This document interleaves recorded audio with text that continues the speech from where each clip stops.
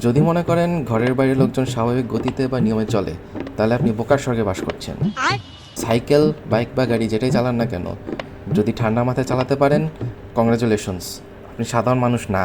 বলেন কি? রাস্তায় বের হলে মেজাজ ঠিক রাখাটা কঠিন হয়ে যায়, কেননা রাস্তাঘাটে বের হলে বুঝতে পারবেন চারিদিকে শুধু ওয়াও দেখা যায়। মানে মানুষের কর্মকাণ্ড আর কি। এদের কর্মকাণ্ড দেখলে মনটা চায়। मैं गाली नहीं दे सकता। नहीं, गाली नहीं देना। फैमिली फैमिली देखती है, वरना मैं ऐसे ऐसे गाली दूं, ऐसे তো আজাইরা ইন্টার গল্প বাদ দিয়ে শুরু করা যায়।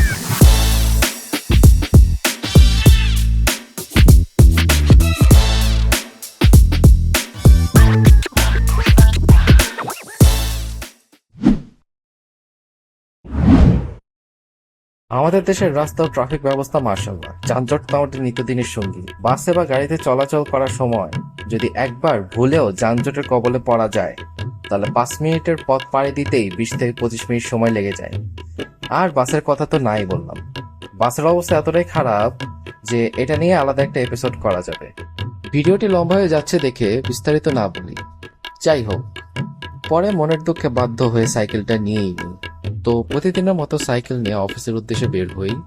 ও এদিকে বলে নাও ভালো, যেহেতু সাইকেলিং এর জন্য অধিকাংশ রাস্তায় আলাদা কোনো লেন নেই, সেহেতু যখন আমি বা আমরা সাইকেলিং করে থাকি তখন আমরা সেফটি মেইনটেইনের জন্য রাস্তার বাম দিকে ফুটপাথ ঘেঁষে সাইকেলিং করে থাকি।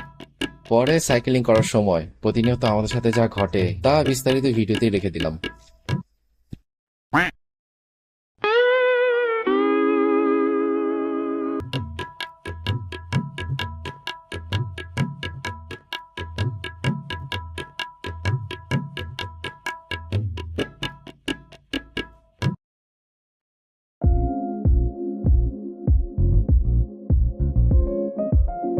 জেব্রা ক্রসিং বাদ দিয়ে যারা উঁচু ডিভাইডার টপকিয়ে রাস্তা পার হয়, তাদেরকে গ্রামের চাচাতো ভাই অশিক্ষিত বলে সম্মান করুন।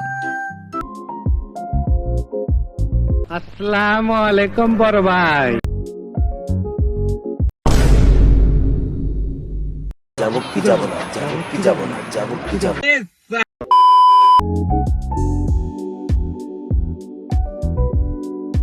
রাস্তায় ফোনে কথা না বলে পার হন, না হলে রাস্তাই হবে জীবনের শেষ ঠিকানা।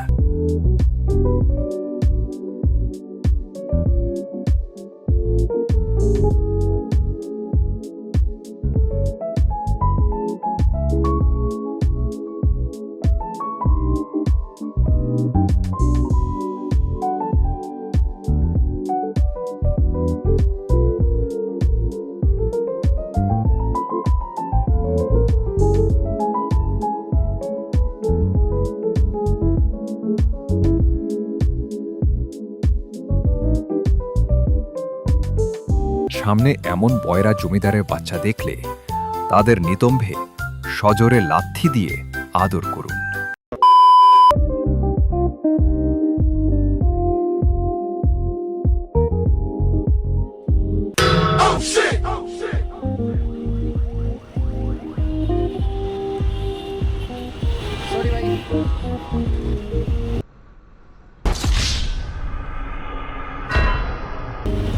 স্ক্র্যাচ পড়ে নাই ভাই, এটা স্ক্র্যাচ পড়ে নাই, রাবার লাগছে শুধু।